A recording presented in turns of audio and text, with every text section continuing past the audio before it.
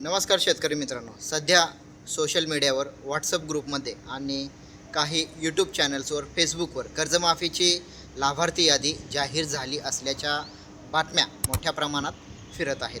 अनेक शेतकरी आपले नाव यादीत आहे का तपासण्यासाठी पाहणी करण्यासाठी प्रयत्न करत आहेत.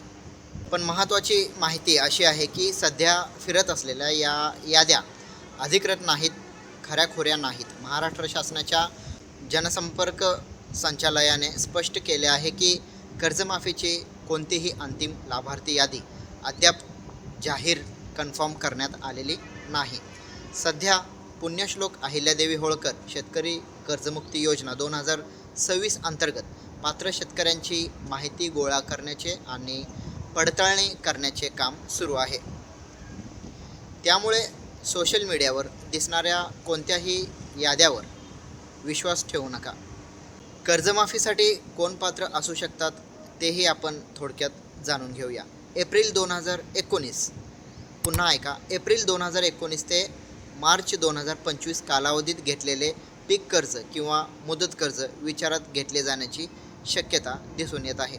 त्यासोबतच सप्टेंबर 2025 शेवटपर्यंत थकीत असलेले आणि मार्च 2026पर्यंत न भरलेले कर्ज योजनेसाठी पात्र ठरू शकतात. प्राथमिक माहितीनुसार 2 प्रकारच्या याद्या तयार होण्याची शक्यता सांगितली जात आहे.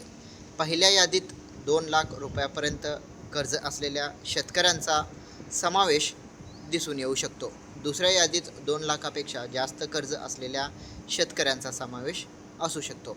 मात्र याबाबत शासनाकडून अंतिम घोषणा होणे ही अद्याप बाकी आहे, पेंडिंग आहे. म्हणूनच शेतकरी मित्रांनो, कोणत्याही व्हायरल मेसेजवर, व्हायरल पोस्टवर किंवा फेसबुकवर विश्वास ठेवू नका. अधिकृत यादी जाहीर झाल्यानंतरच खरी माहिती समोर येईल. तर तुमच्या गावात किंवा बँकेत कर्जमाफीबाबत काही नवीन माहिती मिळाली असेल तर ती नक्की कमेंटमध्ये सांगू शकता. व्हिडिओ आवडला तर शेअर करा. पुन्हा काही ताजी अपडेट. शेतकरी मित्रांनो, व्हिडिओ आवडला तर लाईक करा, चॅनलला सबस्क्राईब करा आणि इतर शेतकरी मित्रांपर्यंत ही माहिती शेअर करू शकता, व्हॉट्सअपवर पोचवू शकता.